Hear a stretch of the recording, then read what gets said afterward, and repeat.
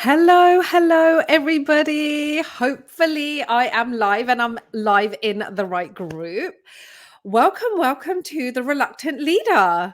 So, The Reluctant Leader is me. It's me, Gurjinder Bhogal, who's going to be your host for this series of stories of entrepreneurship. And it's something that I've been wanting to do for absolutely ages. And I am so excited to finally be bringing this to life. And I've got to be honest with you, just like anybody, we all need that push, right? To do something that we want to do. And where this came from is I jokingly, not jokingly, I've had loads of conversations with people like, we should really go live, we should do a live chat, we should do all of this kind of stuff, but I've never actually done it until somebody said to me, "Oh yeah, go on then, let's do it." And I was like, "What? What were you talking about?" And they were like, "Yes, let's do it." And that really pushed me to really go for it and launch this live series. So, today's episode is all going to be about me and my journey and why I'm actually sharing this Reluctant Leader series and stories. So, unlike some business owners, I never ever dreamed of being a business owner. Never dreamed about it. It was just never something that I thought I would ever do. I was actually a marketer. And I have been for the last 20 odd years. So I just thought this is something I'm going to do till the day I die. I'm just going to climb the corporate ladder and have this beautiful, flourishing career in marketing.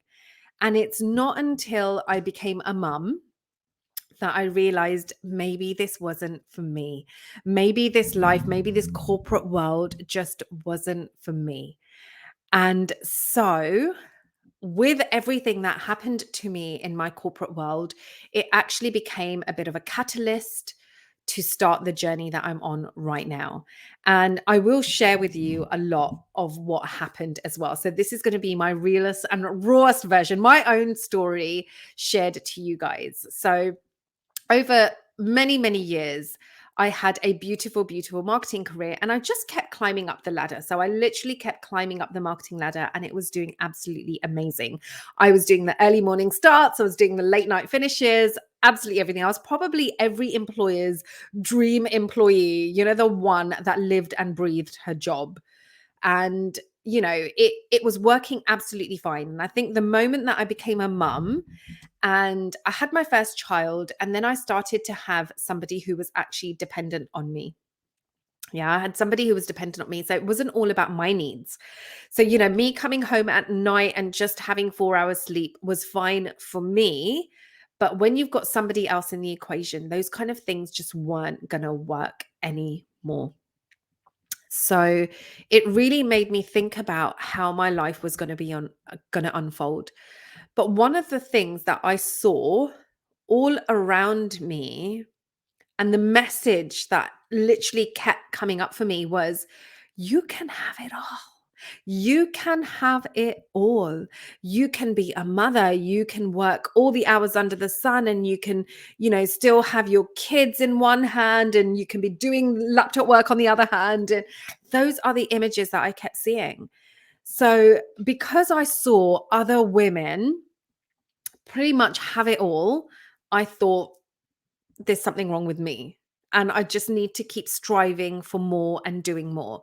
Hence why it just kept pushing me further and further into the corporate ladder, in the corporate job, to just make it work, because that's what everybody around me was doing. They were just making it work and it was just working out for them and, all of this stuff. But for me, I started to see a few cracks in my life, more so around my son and, my relationship with my son, who was my firstborn baby.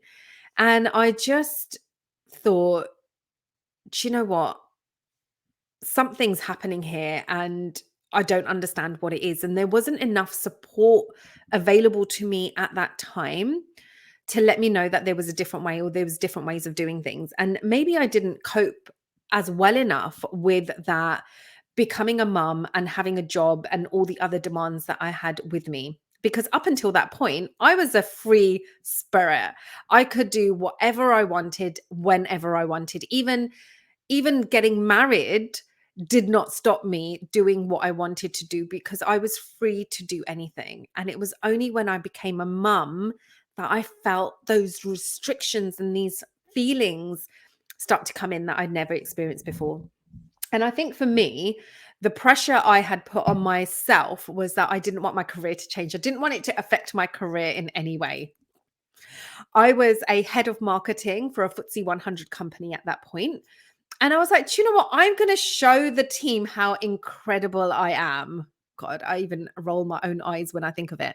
So it's like, I'm going to show my team how incredible I am. I'm going to go back to work after a few months. I'm going to show people you can have a baby and you can run business.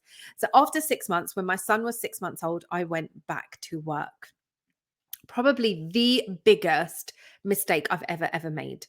But for me, I was striving to have it all because that's all I was being told.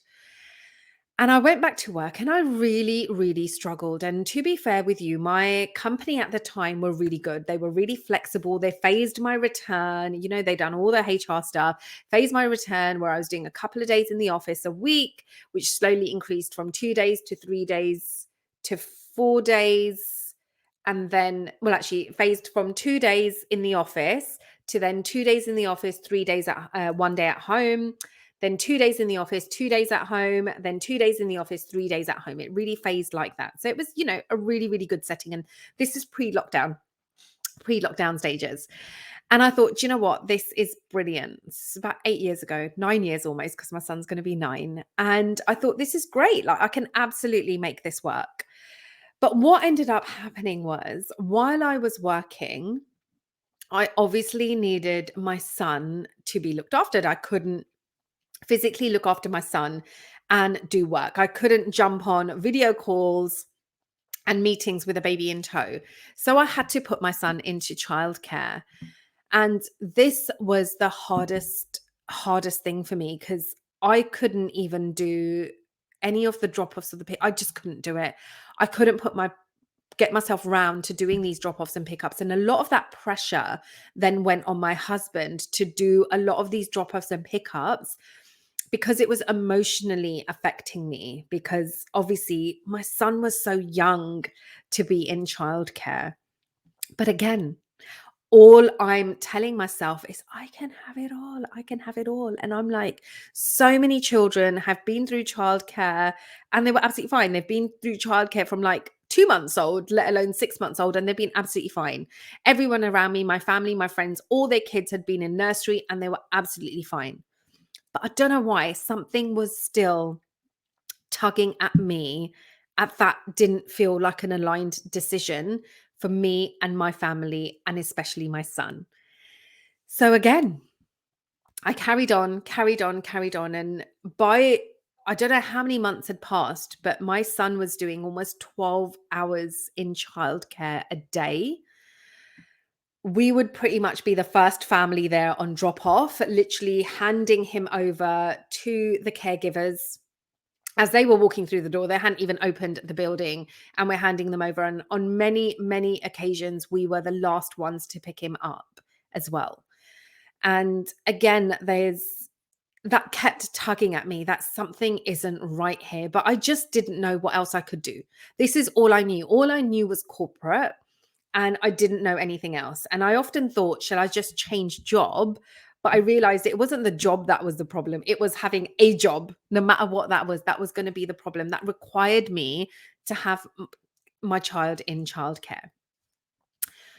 I happily went through this for months and months and months. And, you know, I'm going to be really raw and real here. One of the things that I was doing was I was actually giving, I didn't have time we had like an hour in the morning to get ourselves ready and get out of the house. So get myself ready, get my son ready. My husband had to get ready. We all had to get ready. Hour in the morning. You can imagine the stress that we were under to get out of the house. Between 6 and 7 in the morning so that I could be dropped off to the train station so I could get a train into London and that my son could be dropped off to childcare for 7:30 and that my husband could get into work as well at a reasonable time for himself. And often that meant that we didn't have time to do things like breakfast. And I actually remember my son, we used to give him Cheerios in a little food bag that he could eat in the car on the way to school, on the way to nursery. And it wasn't even, a full bowl of cereal. It was dry Cheerios that he would literally eat. And I always thought, he'll get breakfast at nursery. He'll get breakfast at nursery. And again, these kind of things, like he's having 3 meals a day at nursery. And on the way back, the journey would repeat that we'd get an hour at the other side to do the pickup. So my hubby would go and pick my son up from nursery, pick me up from the train station. We'd get home, and luckily he would have already eaten. We'd give him a little bit of a snack, but then it was bedtime routine, and we had that hour on that side as well. So every day I was getting an hour in the morning and an hour in the evening. And this wasn't even quality time, guys. This was the most stressed out, mad, rushed time that I'd have with my son. And I was just like, this isn't like the motherhood image that I'm seeing on TV, in the programs that I'm hearing about from my friends and my family. Like, what is going on here? And I knew something wasn't right, but I just didn't have the space to even think about what did look right. So I just carried on, and I thought it's just a phase. And like everybody tells you, when you have children, it's a phase and you're going to get through it. You just assume that is what's going to happen. So I was just going through the phase and waiting for things to happen. And I think one of the pivotal moments in that time, in that entire time, was when my son used to call me Raj. And Raj was one of his caregivers, his key workers at his nursery. And she was the one that he spent most of the time with. So he thought she was the person. So he'd come home looking for this Raj. And I'm like, but hold on, I'm your mum. You should want to come home and look for your mum. And that really hit me, that he wasn't doing that. But guess what, guys? I still carried on. I still didn't know that there was another way, another option, or different ways of doing things. That information was just not available to me at that time. So all of these amazing business owners that I meet now that help with those kind of things, this is why I say you need to be seen and heard, because there were people like me that needed your support, 8 years ago, 9 years ago. And I just didn't have that available to me at that time. So I carried on. I carried on trying to get through this phase, saying, Mama, say mum, Mama. It's not about Raj or Daddy. It's mum, mum, mum. And it wasn't until I got pregnant for a second time. So, my son was a year old. Was he a year old? Yeah, he was a year old when I got pregnant with my second child. So I'm carrying on this pattern, I'm carrying on this behavior for a whole year, and I get pregnant with my second child. And I think I cried. I actually think I cried, because I'm just like, oh my God, I've ruined one child's life. And now I'm literally starting the journey to ruin another child's life. And, I don't know who I am in the process. I've lost myself in the process. But again, everyone around me is having children. They're all doing it. They're all working. They're looking amazing. And I don't even think I was on Instagram on this time. Lucky. Otherwise, can you imagine if I was comparing myself to others as well at the same time? But I was looking around me and thinking, do you know what? I must be really weird for feeling like this. And I almost downplayed my emotions. And again, another pivotal moment was I wanted to find out what we were having second time around. My husband didn't want to know, but I wanted to know. I was like, I need to be prepared. Do I need to keep all the clothes, or do I need to get new ones?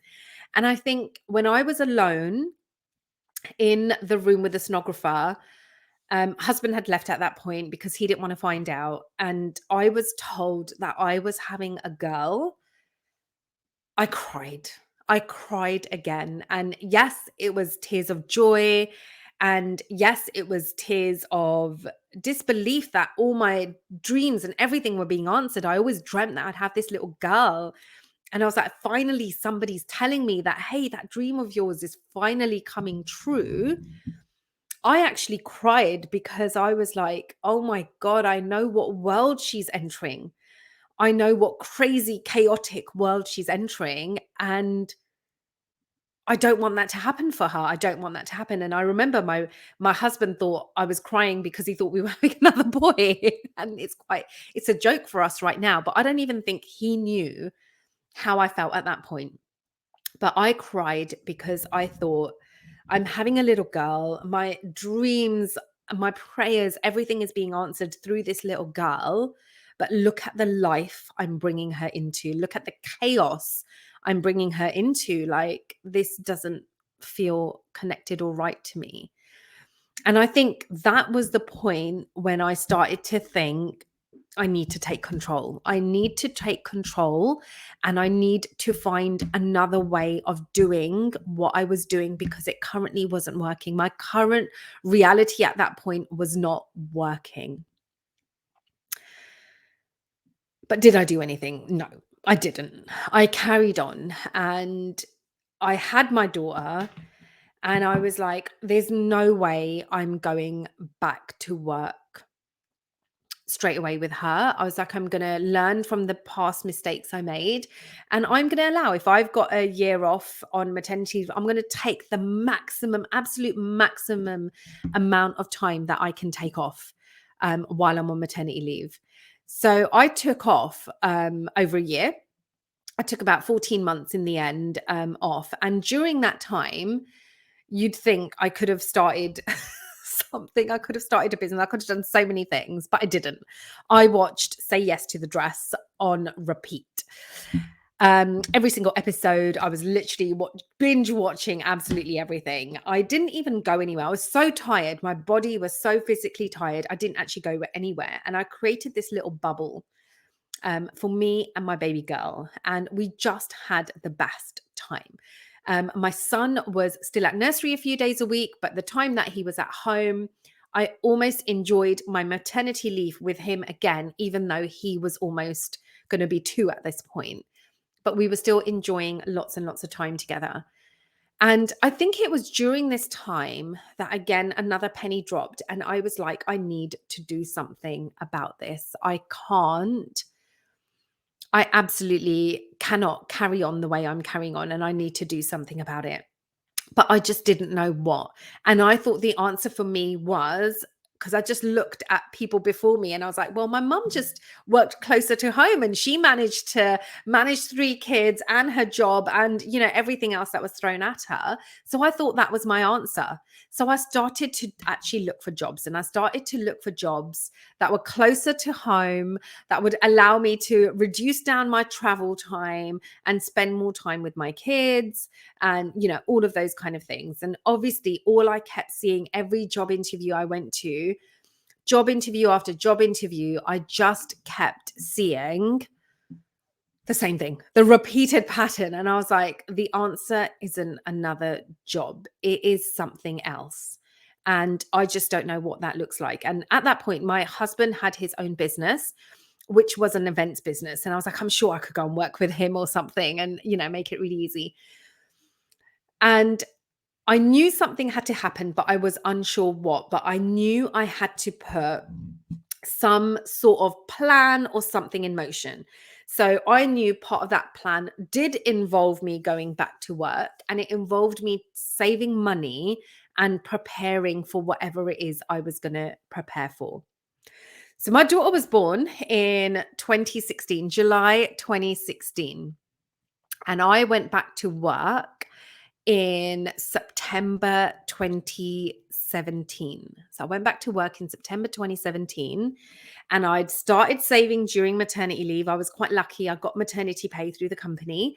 So I started saving then, and I spent a year. I was like, I'm going to give myself a year at work where I am going to just save and save and save and save. And once my daughter was 1, I was actually going to leave work. and I was not going to be in that job anymore. And the only thing I could think of that I was going to do was obviously start a business. And that is where the business was kind of born from. And back then, I was doing obviously marketing and events. And I was like, do you know what? I can combine the two and do marketing and events for corporates. And that's all I knew. I just knew the corporate world, and I knew I could go back in and work with some of the corporates. So I saved up some money to invest in a business, which I had no clue and no idea about, but also to save some money to pay for mortgage and things like that, so that I could, while the business built up. So then I went back to work in September 2017, and by May 2018, I was like, this is it. It's now or never.